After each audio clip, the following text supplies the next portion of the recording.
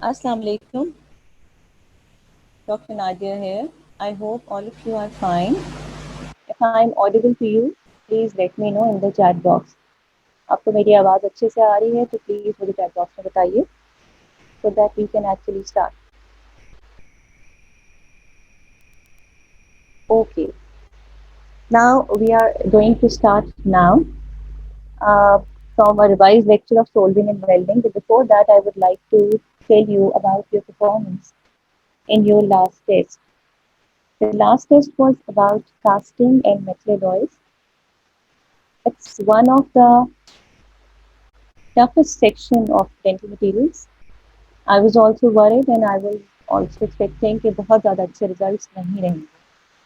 But unfortunately, the results were so disappointing that your overall result is only 34%.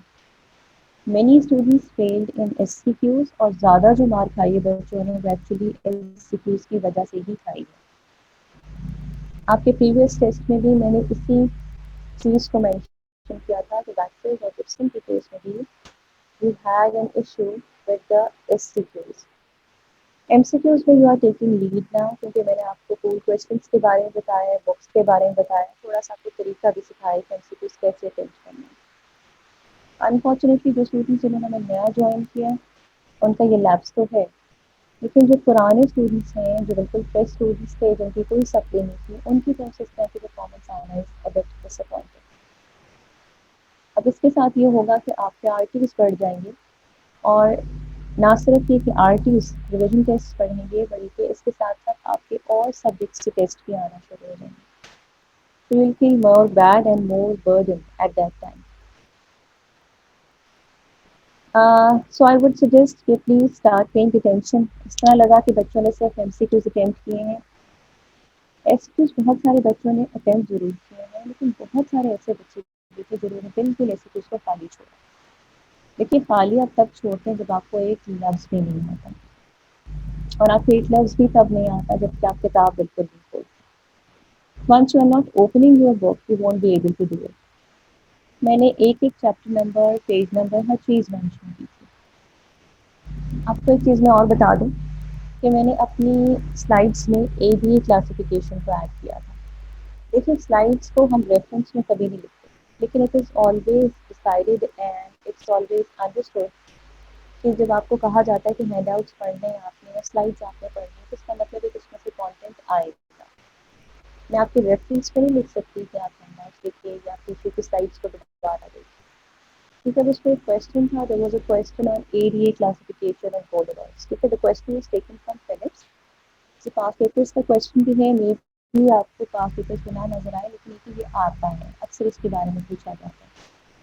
बहुत सारे बच्चों ने वही कॉमन मिस्टेक की डिस्पाइट द फैक्ट कि मैंने आपको एक असाइनमेंट दी हुई थी ADA क्लासिफिकेशन और उसका रीज़न ये था कि वो असाइनमेंट मैंने आपको इसलिए दी थी कि मुझे पता था कि बच्चे यही वाली गलती इसमें करते हैं. तकरीबन 70% बच्चों ने उसमें टाइप 1 2 3 4 गोल्ड अलॉयज के बारे में लिखना शुरू कर दिया और उसमें दे गॉट 0.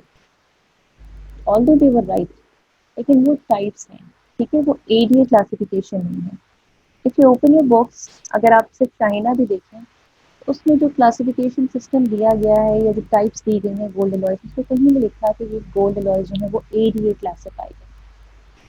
मैंने आपसे एक बात की थी, मैंने कहा था देखा आप हैंड आउट्स पर नजर जरूर डालिए, खासतौर पे कास्टिंग के लिए और मेटल्स के लिए. मैंने आपको बार बार कहा था कि प्लीज़ चेक कर hand outs.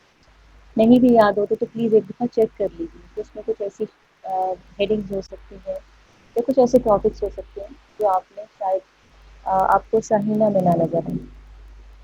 Definitely Shaheena is not a complete book, इसलिए आपको देखने को कई जगह पर आपका McCabe भी रेफर करना है. But these were the only sections metals और कास्टिंग जिनके लिए मैंने आपको शाहीना के अलावा कोई और बुक जो है बहुत ओपनली सजेस्ट नहीं की थी सिवाय फिलिप्स.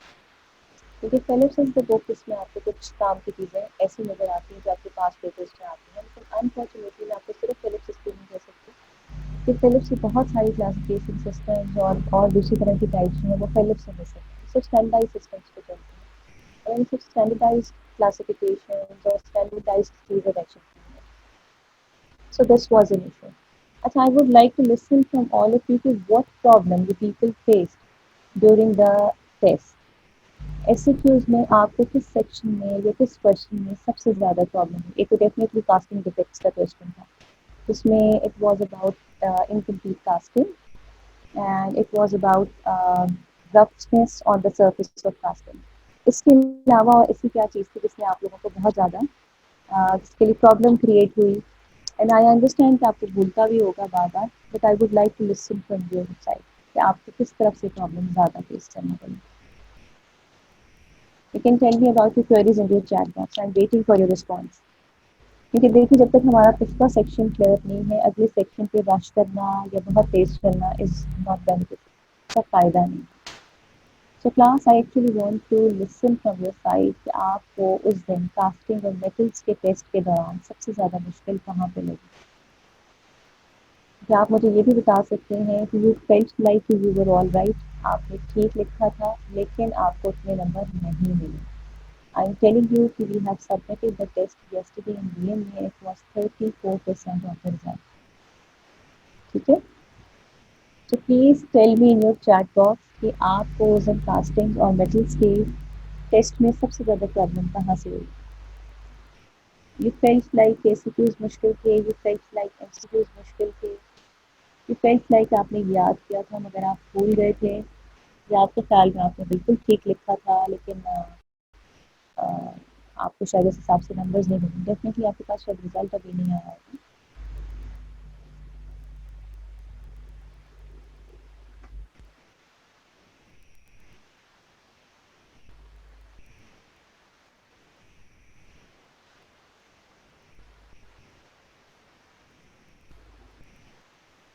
इट वाज जो सॉरी इट वाज आईएसओ और एडीए क्लासिफिकेशन जो भी थी वो एक्चुअली है भी gold alloys.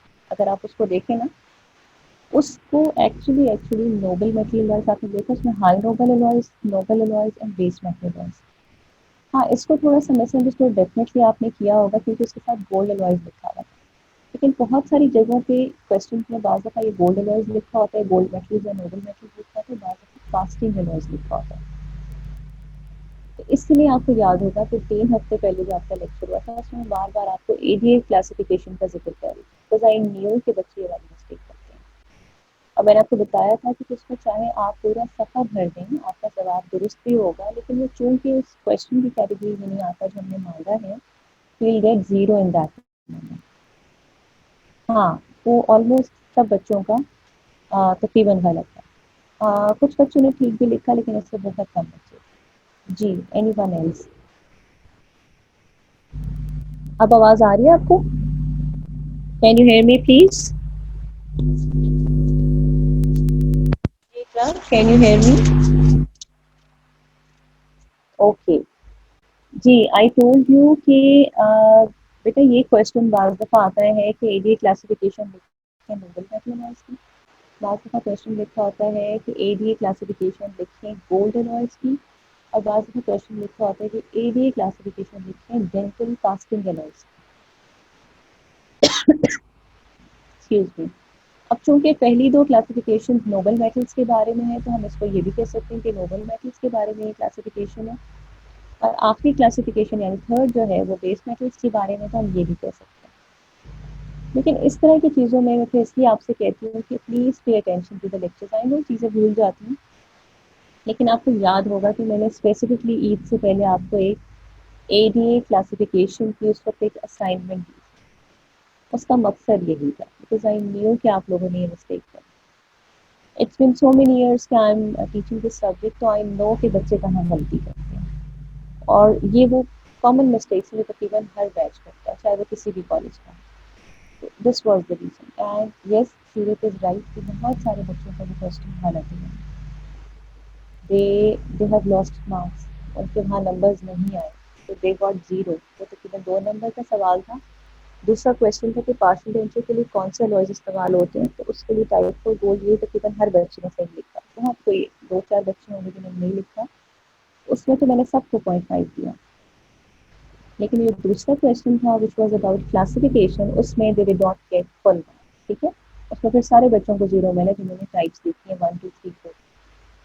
Type 1 2 3 4 is the type of gold alloys which is based on the application, clinical application से क्लिनिकली हम इनको कहाँ कहाँ इस्तेमाल करते हैं। जी बेटा, कैन यू मनाल, can you please hear me? I hope my voice is clear now.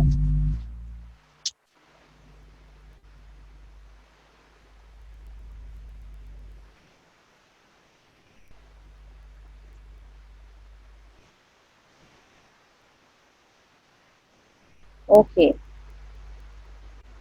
ठीक है। So this was the issue कि पहले क्वेश्चन में तो बच्चों ने यहाँ से मार खाई और तकरीबन 80% क्लास के 2 नंबर तो यहीं पे खत्म हो गए। ठीक है, इसके बाद जो मेरे पास जो मैंने क्वेश्चन और आपका चेक किया that was about casting defects.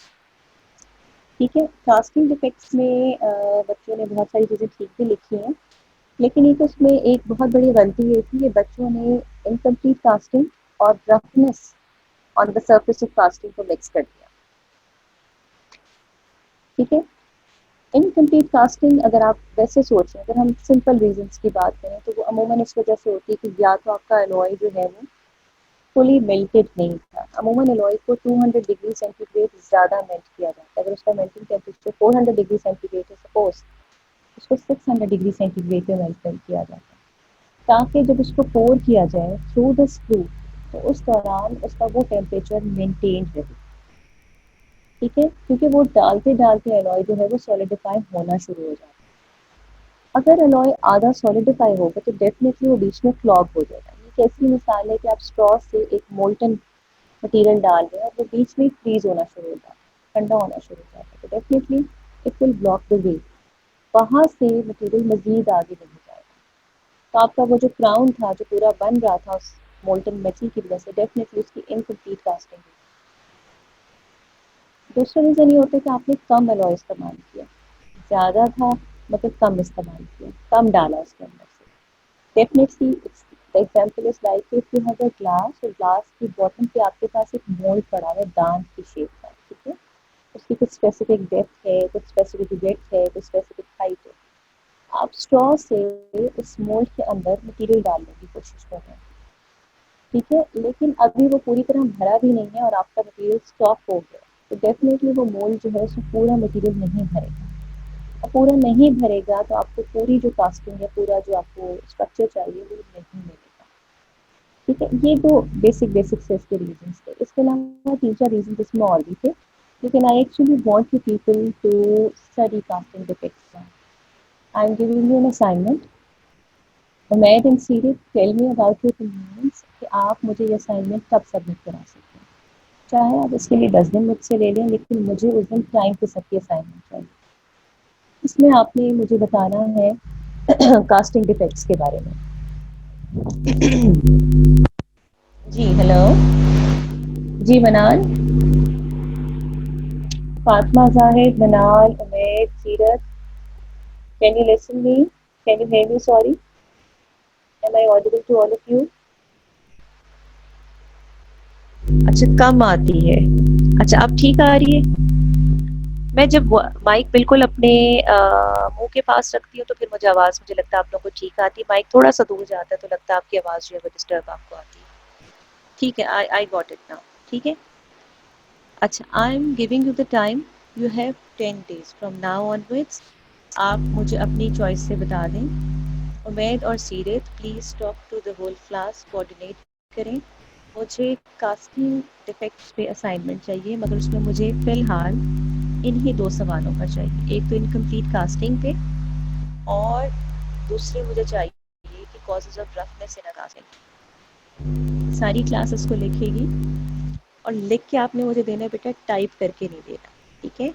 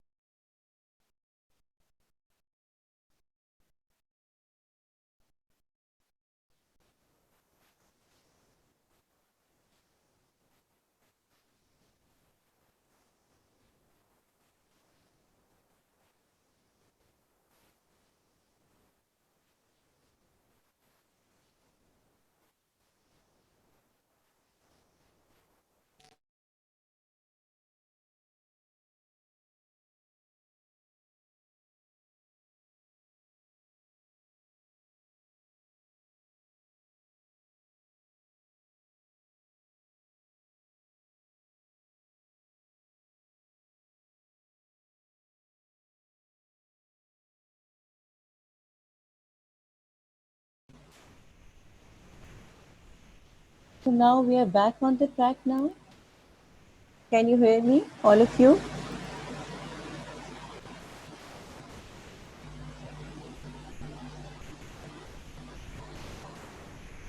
Okay, ठीक है जी। वहीं से स्टार्ट करते हैं जहाँ से हमने रोका था। मैंने आपसे कहा कि I am giving you time for the assignment. इसमें आपने मुझे 2 सवालों के जवाब लिख के बताने हैं।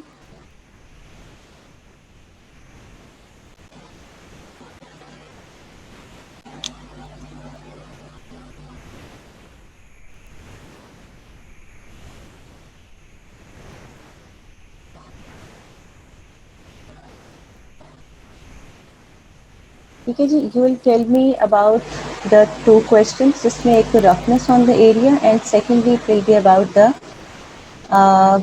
बेटा उसमें पहला क्वेश्चन जो आपका कास्टिंग्स में आया था विच वाज अबाउट, मैं आपको बता दूंगी। Will see the questions on the WhatsApp, जिसमें 2 सवाल थे। एक तो रफनेस ऑन द कास्टिंग और दूसरा क्वेश्चन था कॉजेज ऑफ इनकम्प्लीट कास्टिंग। ठीक है, इन दोनों के जवाब आपने मुझे लिख के देने हैं। टाइम मुझे आप लोग खुद बताएंगे कि आपने, लेकिन उस दिन मुझे सबकी असाइनमेंट चाहिए। तो मैं ये नहीं सुनना चाहूँगी कि जी आज हो जाएगा, कल हो जाएगा, या जैसा भी हो जाएगा। ठीक है जी। अच्छा, एक और क्वेश्चन जो मैंने बच्चों में जो एक प्रॉब्लम देखी थी, एक जो शायद बच्चों को याद करने में मुश्किल हुई होगी, वो था causes of allowing functions of the allowing elements. जब हम functions of the allowing elements की बात करते हैं तो उसमें क्वेश्चन था एमसीक्यूज में कि प्रिंसिपल हार्डनर कौन सा है। देखिए, प्रिंसिपल हार्डनर एमसीक्यूज का क्वेश्चन था। बहुत सारे एलॉयज जो हैं वो हार्डनिंग देते हैं या हार्डनेस देते हैं।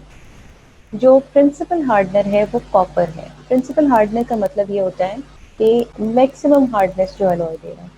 तो प्रिंसिपल का वर्ड यूज कर रहे हैं तो हम कहते हैं कि कौन सा ऐसा है जो सबसे ज्यादा दे रहा है।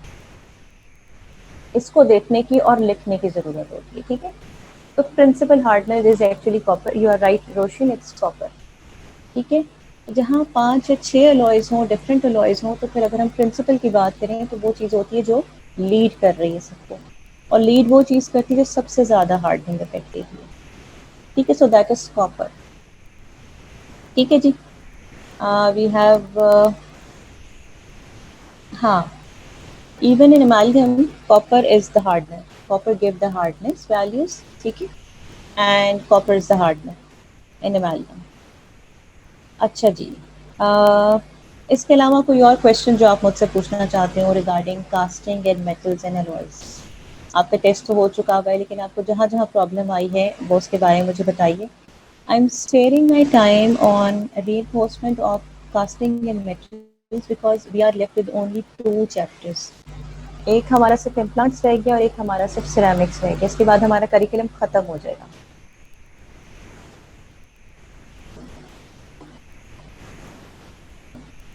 कॉपर और मोलिब्डेनम की फंक्शन एग्जैक्ट की जैसे लिखे हैं, but you got 1 mark. If I check your paper, ठीक है, then I can comment. Definitely इस तरह से तो मुझे याद नहीं है, लेकिन वी सी। लेकिन मैं आपको एक बात ये बता दूं कि we did the marking like UHS. ठीक है, अगर आपका 1.5 मार्क्स का क्वेश्चन है और आप एग्जैक्ट चीज़ लिखते हैं, ठीक है, तो आप यकीन कीजिए कि उसमें से आपको 1.25 या 1 नंबर दिया जाता है यूनिवर्सिटी में। एंड दैट्स द रीज़न कि you are losing marks. Initially हमने टेस्ट में आप लोगों के जो आप, ये बात भी कि बच्चों ने बहुत अच्छा परफॉर्म भी किया। इनिशियली जो टेस्ट हमारे हुए थे उसमें बच्चों ने बहुत अच्छा परफॉर्म किया, लेकिन आहिस्ता आहिस्ता मैं ये देख रही हूँ कि बच्चों में ऐसी क्यूज में वो वाली बात हो रही जो इनिशियली थी। If I check your paper and then I let you no.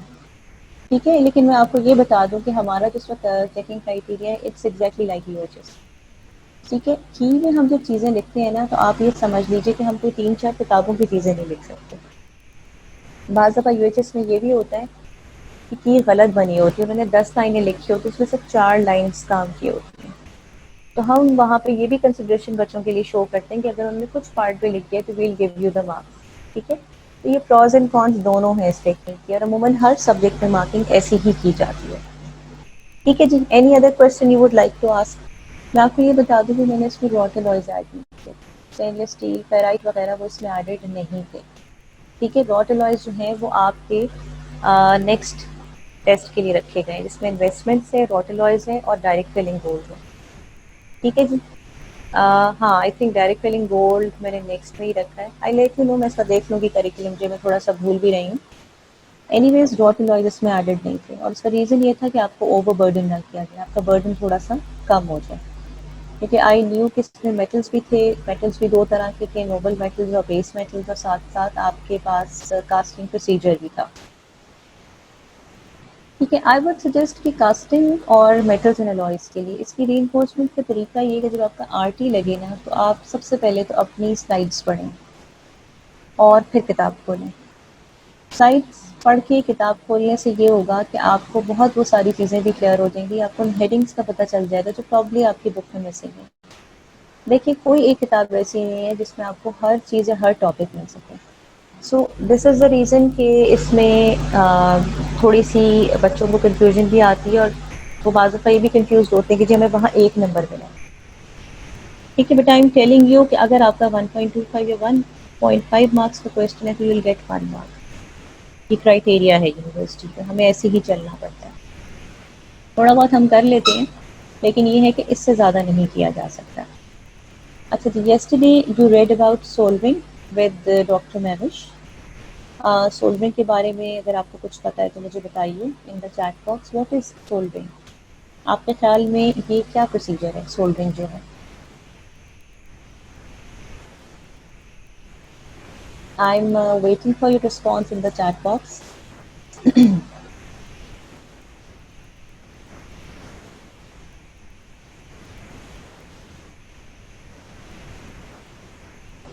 Ji class, I am waiting for your response, what is solving?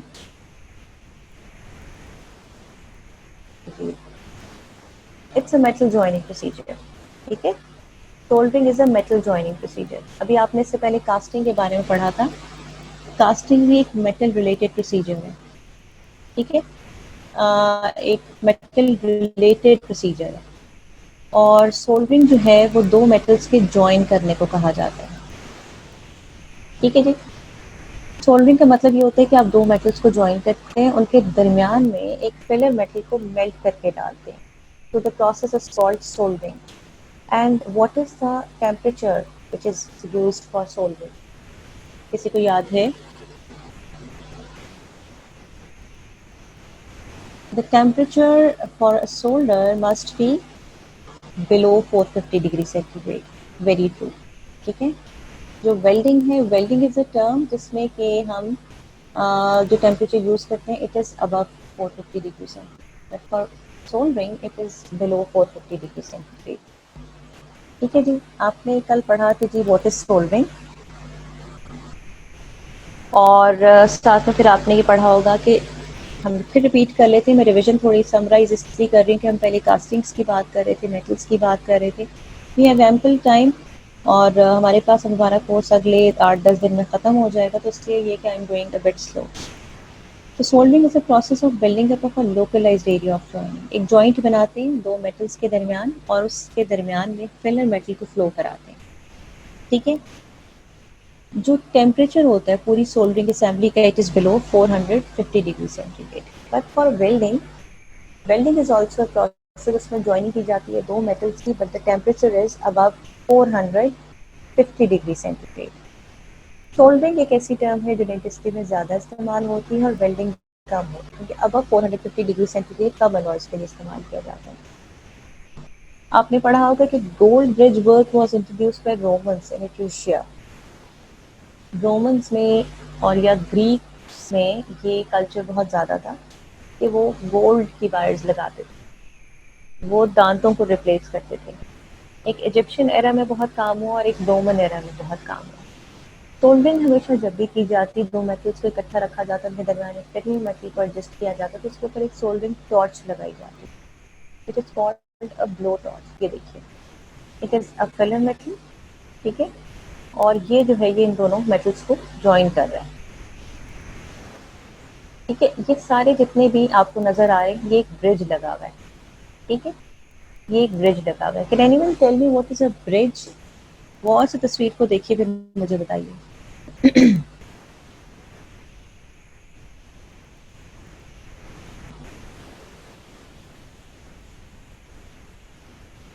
Ji class, can anyone tell me what is a bridge? Bridge is a prosthesis. ठीक है? Bridge is a prosthesis. Can you tell me what is a bridge?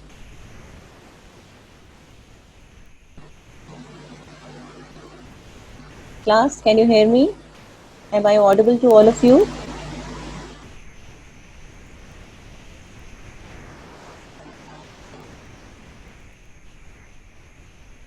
G, we have a question answer here.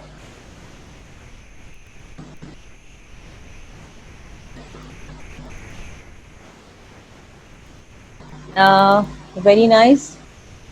It's a fixed dental restoration. पहली बात, and it is used to replace missing teeth. ठीक है? जिसमें दांत missing है. अगर आप इस मॉडल को देखें तो आप देखिए कि इस तरफ दांत हैं प्लास्टिक के बने और इस पूरे एरिया में आपको आर्टिफिशियल टीथ लगे हुए नजर आ रहे हैं.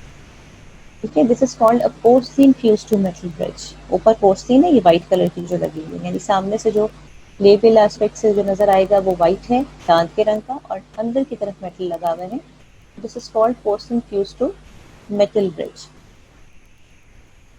साइड 2 शेयर हो रही है. वेट.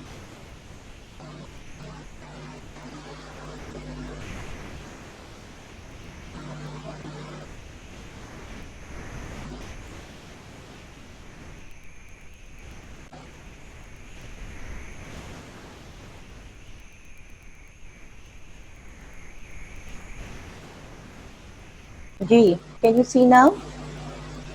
अभी तो मैंने स्लाइड नंबर 2 लगाई है. ठीक है, अब मैं स्लाइड्स चेंज कर रही हूँ.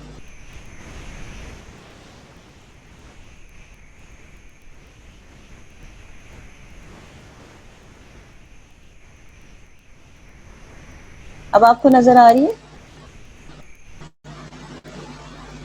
Can you see the picture of a model here?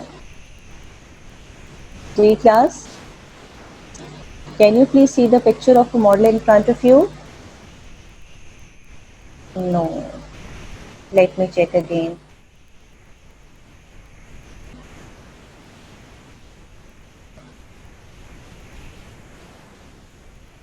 ठीक है, दिस इज स्लाइड नंबर 2 अभी आपके सामने जो मैंने लगाई है.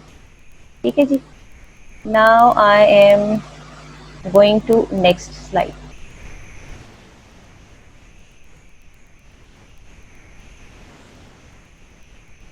अब आपको नजर आ रही है? We are at the slide of sharing, soldering, sorry. आपके सामने सिर्फ एक स्लाइड है जिसपे सोल्डरिंग लिखा हुआ है. Still it's slide number 2. Wait. अब देखिए, it's on road maps. Now we are at soldering. You cannot see? Wait.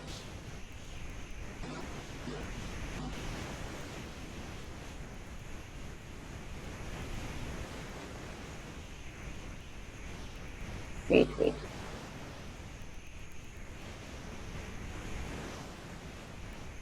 जी, अब मुझे बताइए. Can you please see? We are at the slide of soldering. ये देखिए, soldering, welding, road maps, history of soldering. No. Wait. Need to see now.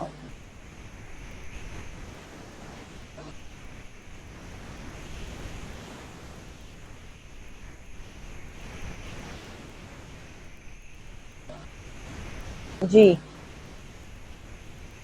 Can you see the slide now?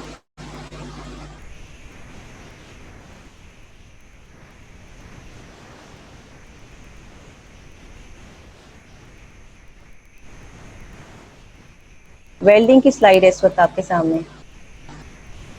Wait.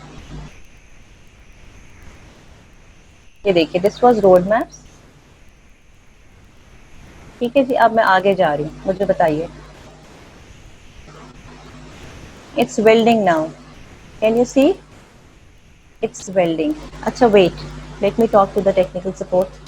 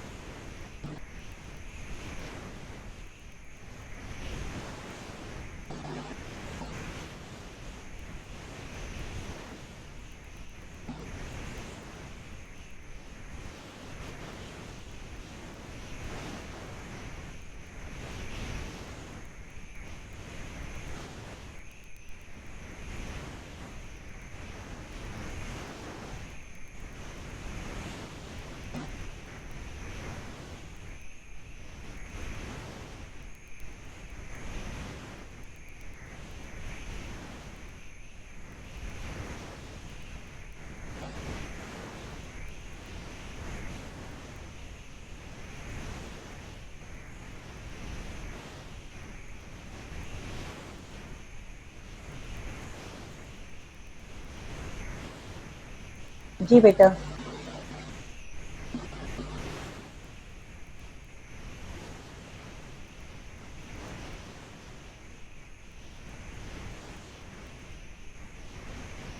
Can you see we are at zones of flame and blowtorch? Can you see it now?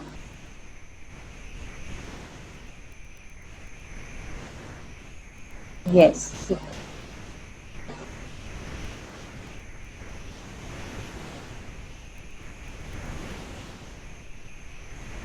अच्छा जी, हम बात कर रहे थे कि हम soldering में दो मेटल्स को जॉइन करते हैं, दरमियान में फिलर मेटल डालते हैं। This is a filler metal और इसका टेम्परेचर जो पूरी सोल्डरिंग असेंबली पर it's below 450 degree centigrade. Soldering इस्तेमाल होती है प्रोसेसेस बनाने के लिए। मेटल जॉइनिंग प्रोसीजर, इसमें डिफरेंट मेटल्स को जॉइन करके एक प्रोसेसेस बनाया जा सकता है। इसमें अमूमन ब्रिजेस में यूज़ होते हैं क्योंकि ब्रिज में मल्टीपल टीथ इन्वॉल्व होते हैं या मल्टीपल यूनिट्स होते हैं। This is a picture of a soldering assembly जिसमें आपके पास एक तो सबस्ट्रेट होता है। सबस्ट्रेट वो है वो दो मेटल्स जिनको आपने जॉइन करना है। ये दोनों सबस्ट्रेट्स, ये आपका फिलर मेटल है। ठीक है, ठीक है। ये जो फिलर मेटल होता है दैट इज कॉल्ड सोल्डर, जो इन दोनों को जॉइन कर रहा है। इसके अलावा एक फ्लक्स डाला जाता है, फ्लक्स ऊपर से फ्लो करते हैं, और एक हीट फ्लो, हीट सोर्स होती है। This is a heat source. ये वो हीट सोर्स है जो कि उसको स्टक करती है, उसको हिट करती है। जब वो हीट हो जाता है सोल्डर, उसके से दोनों मेटल्स हैं वो जॉइन हो जाते हैं। वो कहते हैं जी अमूमन हम गोल्ड बेस्ड एलॉयज और बेस मेटल एलॉयज को जॉइन करते हैं। That is called a substrate metal. ठीक है जी। अब जो कॉम्पोजिशन है उससे हमें पता चलता है कि मेल्टिंग रेंज क्या है। मेल्टिंग रेंज हमें पता होना इसलिए ज़रूरी है क्योंकि हमारी सोल्डर की वही मेल्टिंग रेंज होनी चाहिए।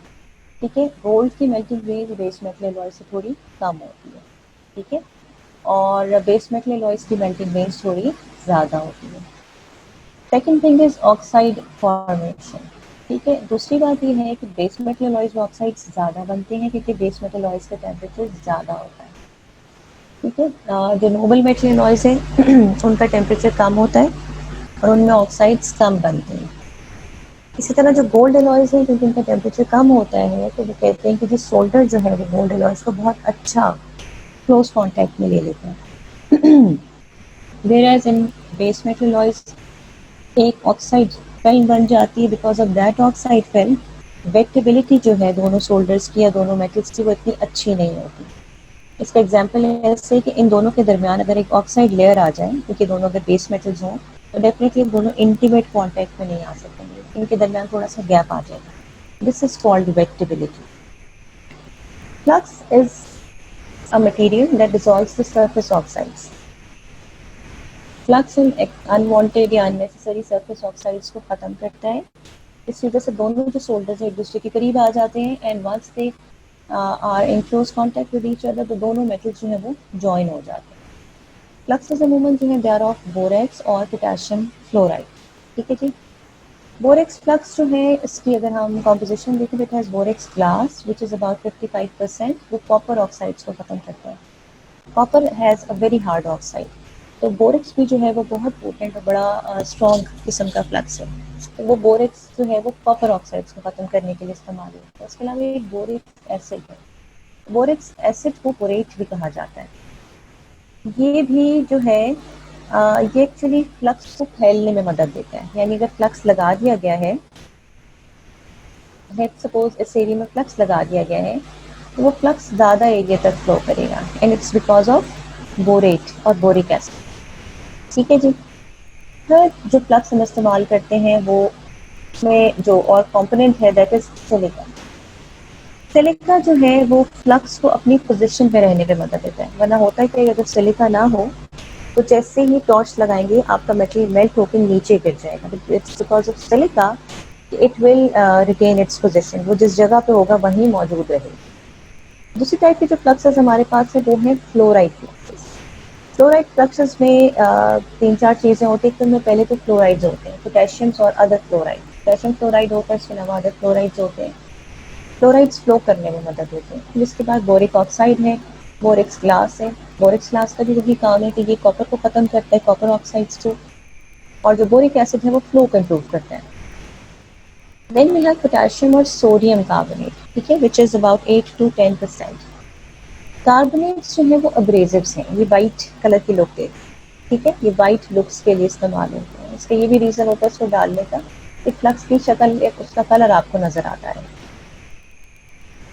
हम फ्लक्स इसलिए डालते हैं कि जो शोल्डर्स हैं वो अच्छे मेल्ट करें और मेल्ट करके जॉइन करते हैं। मतलब बाज़ दफ़ा ये होता है कि जैसे फ्लक्स आप डालते हैं शोल्डर बहुत ज़्यादा सॉफ्ट हो जाता है और आपके जो दोनों मेटल्स हैं बहुत ज़्यादा फ्लोई हो जाते हैं। उस फ्लो को कंट्रोल करने के लिए साथ साथ एंटी फ्लक्स भी डाला जाता है। ये वही एग्जांपल है कि जैसे एक्सेलरेटर्स डाले जाते हैं तो उसके साथ साथ दे आल्सो ऐड रिटार्डर्स। सिर्फ वो एक्सेलरेटर्स का फंक्शन कंट्रोल करने के लिए दे ऐड रिटार्डर्स, ताकि वो एक्सेसिव जो उसका फंक्शन है या एक्सेसिव जो कैटलिस्ट फंक्शन है उसको कंट्रोल कर सकें। Same goes for anti fluxing. excessive shoulder restoration, क्योंकि हम नहीं चाहते कि जो शोल्डर्स हम ज्वाइन करें वो इतने मेल्ट हो जाएं कि वो बिल्कुल जो है मेल्ट होकर आपकी जो रेस्टोरेशन की शक्ल ही खराब होना शुरू हो जाए। जैसे इस केस में आपको दोबारा दिखाती हूँ, लाइक इन दिस केस, अगर एंटी फ्लक्स ना डाला जाए तो आपके दोनों मेटल्स जो है वो फ्लो करके पोस्टिंग के सरफेस तक चले जाएंगे, उसको खराब करना शुरू कर देंगे। तो this is the reason they put anti flux in the material. Anti flux में हमारे पास है zinc oxide and alcohol, then we have ruby and chloroform, fighting in alcohol, and then water suspension of graphite. इसमें आप सब में देखें तो इनमें एक तो वैक्यूम है, कोई ना कोई एक लिक्विड चीज़ है, और जैसे इसमें अल्कोहल है, इसमें क्लोरोफॉर्म है, इसमें वाटर है। देन वी हैव पाउडर, इसमें रूगे है, रूगे रेड कलर का पाउडर होता है। जिंक ऑक्साइड है, वाइटिंग जो है वो एल्यूमिनियम ऑक्साइड पाउडर को कहते हैं। Water suspension of graphite, graphite काले रंग का होता है और उसको पानी में डाला जाता है, ठीक है। सो दे एड एंटी फ्लक्स के ताकि वो फ्लक्स को कंट्रोल कर सके। फ्लक्स कंट्रोल होगा तो एक्सेसिव फ्लो कंट्रोल हो जाएगा। शोल्डर इज फ्यूजिबल अलॉय और मेटल जिसको हम ज्वाइन कर रहे हैं, इसके लिए कुछ चीज़ें मालूम होनी ज़रूरी है। अगर आप चाहते हैं कि आप दो मेटल्स को ज्वाइन करें थ्रू सोल्डरिंग, तो यू शुड नो कि टेम्परेचर कितना होना चाहिए। For that temperature you must be aware of the melting range of the shoulders, पहली बात। दूसरी बात, यूज ऑफ फ्लक्स और एंटी फ्लक्स, ताकि अप्रोप्रिएट वेटिंग आए, appropriate contact type. Then third is fluidity, which is given by the flux and the NG. Base materials are obviously more hard and more strong than the gold layers. तो उस हिसाब से उनका temperature भी होगा और उस हिसाब से उनके सोल्डर्स वगैरह भी इस्तेमाल किए जाएंगे। इन solders must have an acceptable colour, ये ना हो कि आपने इतना तेज फ्लेम दे दिया कि आपके दोनों जो एलॉयज हैं वो डार्क कलर में हो गए, ठीक है। और हीट रेजिस्टेंट होने चाहिए। आप हीट दें वो मेल्ट करें, लेकिन उनकी सरफेस को भुरभुरा नहीं होना चाहिए, उनके सरफेस को नहीं खराब होना चाहिए। Then we have gold soldiers and silver soldiers. I know doctor Naresh के साथ आपने यहाँ तक पढ़ा है, but I am still repeating it because I felt like कि मेटल्स के लिए आपको बार बार रेपिटेशन की और रीइंफोर्समेंट की जरूरत है। That's why I repeated the whole chapter. Gold solders जो है they contain gold which is about 81%, 45 to 81%. Then they have silver, they have copper, they have zinc and phosphorus. Copper hardener है, zinc scavenger है, और silver एक थोड़ा सा sort of आप कह लें कि इसका मेल्टिंग रेंज को थोड़ा सा बढ़ाने के लिए इस्तेमाल किया जाता है। इससे होती है, यानी हम किसी अलॉय के बारे में अगर कहते हैं कि जी ये 700 पार्ट्स फाइन है, तो इसका मतलब है कि 1000 पार्ट्स गोल्ड में 700 पार्ट्स जो है वो गोल्ड है और 300 पार्ट्स जो है वो बाकी अलॉयज है। तो fineness is the number which indicates the parts of the gold. I repeat, अगर मैं कहती हूँ कि जी एक गोल्ड सोल्डर जो है वो हमारे पास जो है वो इस वक्त 600 नंबर फाइन है, 60% फाइन है या 60% उसकी फाइननेस है, तो इट मीन्स इसमें 600 पार्ट्स या 60% गोल्ड है और रेस्ट 400 पार्ट्स जो है वो एलोइंग एलिमेंट है। गोल्ड सोल्डर्स जो हैं, गोल्ड आपको पता है इनर्ट मटेरियल है, वो ऑक्सीडाइज नहीं होता, तो उसकी सरफेस भी डिग्रेड नहीं होती। Silver solders we have silver up to 80%, आपको पता है सिल्वर की वजह से थोड़ी कोरोजन होती है। Then we have copper which gives it hardness. Then we have zinc which is a scavenger जो कोरोजन रेजिस्टेंस देता है। Then we have nickel, tin, chromium and phosphorus जो डक्टिलिटी दे रहे हैं, जो कोरोजन रेजिस्टेंस दे रहे हैं, और जो जिनकी वजह से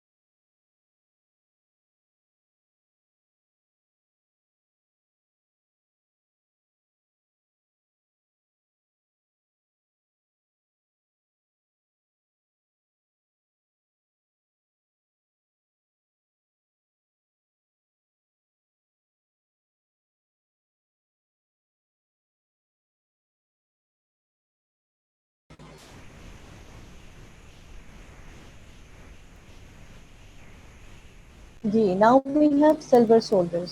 okay, am I audible to all of you? आवाज़ आ रही है आपको मेरी? जी, we are talking about the silver solders. ठीक है जी। सिल्वर सोल्डर्स जो हैं they are more strong, more hard because they have more copper but they have more corrosion property. Corrosion के सिस्टम में क्रोमियम भी डाला जाता है और जिंक भी डाला जाता है क्योंकि दोनों के दोनों जो है वो कोरोजन रेजिस्टेंस देते हैं। अच्छा, एक चीज़ और इम्पोर्टेंट इस केस में जिसका हमने जिक्र किया था, हमने फ्लक्स की बात भी कर ली, हमने सोल्डर्स की बात भी कर ली और हमने एंटी फ्लक्स की बात भी कर ली। अब हम बात कर रहे हैं हीट सोर्स की। यानी आपने सब कुछ तो रख लिया लेकिन आप हीट किससे कर रहे हैं? अगर आपकी हीट सोर्स अच्छी नहीं है, यानी आप सब कुछ मिक्स कर लें, अगर आपका चूल्हा अच्छा नहीं है, आपका ओवन अच्छा नहीं है, तो it is of no use. तो you actually apply heat source with the gas air oxygen torch. एक एयर टॉर्च होती है जो टॉर्च की मैंने आपको शक्ल दिखाई थी, उसको यूज़ करते हैं। उसमें अमूमन डिफरेंट तरह के फ्यूल्स होते हैं, हाइड्रोजन है, नेचुरल गैस है, एसिटाइलिन है, प्रोपेन और ब्यूटेन है या इंफ्रारेड सोल्वेंट है। इसमें प्रोपेन और ब्यूटेन को मैंने सीखा कि efficient most efficient type of flame है, इससे ऑक्सीडाइज भी नहीं होता, परफेक्ट सोल्डरिंग होती है और इसके अलावा आप कह लें कि उसकी सर्फेस जो है मेटल्स की वो भी काली नहीं होती। आपको पता है अगर आप चूल्हा बहुत तेज़ कर लें तो आपके बर्तन जल जाते हैं, देगची, कढ़ाई, वो कुछ भी अगर आप यूज़ कर रहे हैं तो हीट सोर्स इज इम्पॉर्टेंट। फिर आप देखते हैं कि आप फ्लेम कौन सा इस्तेमाल करें। आप कभी भी ब्लू और ग्रीन फ्लेम में खाना नहीं पकाते हैं क्योंकि हम कहते हैं कि इसमें कंबस्शन फ्लेम है, उसमें कच्ची गैस आती है, फिर बर्तन खराब होता है। Usually go for blue flame में, अगर आपने बहुत तेज़ करना है तो रेड फ्लेम, लेकिन रेड फ्लेम में हम बहुत कम इस्तेमाल करते हैं, कॉम्बिनेशन फ्लेम को इस्तेमाल करते हैं। तो प्रोपेन इस टाइप ऑफ टॉर्च जो बड़ा अच्छा और एफिशिएंट हीटिंग देती है। सोल्डरिंग अमूमन फर्नेस पे भी की जा सकती है। Furnace is like oven. Investment soldering भी हो सकती है कि इन्वेस्टमेंट पे पूरी फैमिली को डाल दिया जाए और फिर ऊपर से मोल्टन जो आपका फ्लक्स है और आपका जो फिलर मेटल है उसको ऊपर से फ्लो किया जाए। एक फ्री हैंड सोल्डरिंग होती है, यानी आपने हाथ में पकड़े होते हैं सोल्डर्स और आप उसको डायरेक्टली आग के चूल्हे के ऊपर सोल्डर कर देते हैं। तो कहते हैं बेटर सोल्डरिंग के लिए टिप क्या है? पहली तो बात जो आपको सबको पता होनी चाहिए, अच्छी बात है, टेम्परेचर प्रॉपर होना चाहिए। आपको मेटल के टेम्परेचर के बारे में पता होना चाहिए, प्रॉपर टेम्परेचर होना चाहिए। बहुत देर तक उसको हीट सोर्स के साथ एक्सपोज नहीं रखना होता क्योंकि आपको पता है कि आपका मेटल काला हो जाएगा, उसकी सरफेस पे अनवांटेड ऑक्साइड्स आ जाएंगे। सोल्डरिंग टॉर्च को इस्तेमाल करने का तरीका, ये नहीं कि आपने ऑन किया और इतनी तेज सोल्डरिंग टॉर्च ऑन करके आपके दोनों मेटल्स जल गए बिल्कुल। फिल्ड होना चाहिए, आपको पता होना चाहिए कि सोल्डरिंग टॉर्च के जो कैलिब्रेशंस हैं वो क्या है, मीडियम है, हाई है, उसको कितने पे रखना है और किस तरह से सोल्डर करना है। फ्लक्सेस को प्रॉपर्ली अप्लाई होना चाहिए। If you are not applying fluxes properly you won't be able to get better soldering, क्योंकि फ्लक्सेस अगर ज़्यादा हो गए तो दोनों अलॉय मेल्ट होकर आपके दोनों डी शेप होकर मिक्स हो जाएंगे। ठीक है। Casting or soldering fluxes, they are important because they prevent oxidation, they dissolve unwanted oxides, they take flow of a solder. ठीक है। अमूमन जो फ्लक्सेस हमारे पास होते हैं वो हाई नोबल और नोबल मेटल एलॉयज के लिए हम बोरेक्स सोडियम टेट्रा बोरेट इस्तेमाल करते हैं।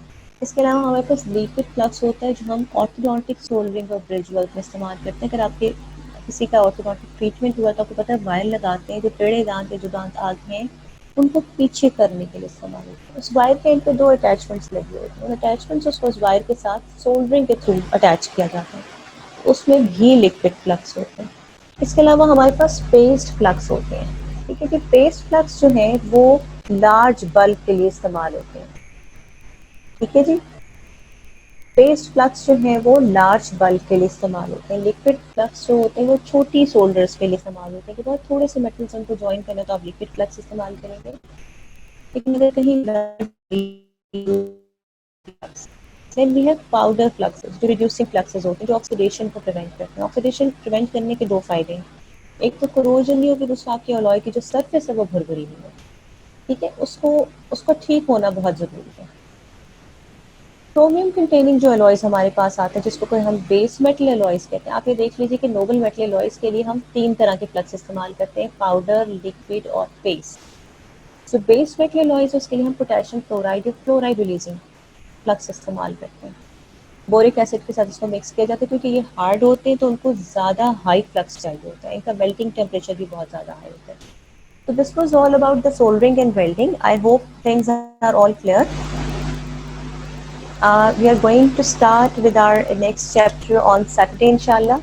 Uh, हम सैटरडे से फिर एक कोई नया सेक्शन स्टार्ट करेंगे आपका, लेकिन उससे पहले पहले मैं ये चाहती हूँ कि आपको मेटल्स के बारे में, इन्वेस्टमेंट्स के बारे में, कास्टिंग के बारे में, रिलेटेड टॉपिक्स के बारे में किसी किस्म की कोई कंफ्यूजन है तो थ्रू उमेद एंड सीरत प्लीज़ कन्वे टू मी। ठीक है, हम फिर किसी सेक्शन में दोबारा कास्टिंग को रिपीट कर लेंगे। आई फील लाइक कि आपका इस पर एक रिपीट सेक्शन दोबारा होना चाहिए। Either I will start from the lectures और I will start from the tutorials, कोशिश करके, लेकिन ये है कि we'll definitely go for reinforcement on metals and castings. ठीक है, I hope you all are fine now. And आज थोड़ी सी ज़रा रिसेप्शन का इशू रहा है थोड़ा सा, प्रॉब्ली इस वजह से थोड़ी सी डिस्टर्बेंस थी, but I hope whole of the lecture was clear to all. Okay, take care and thank you so much.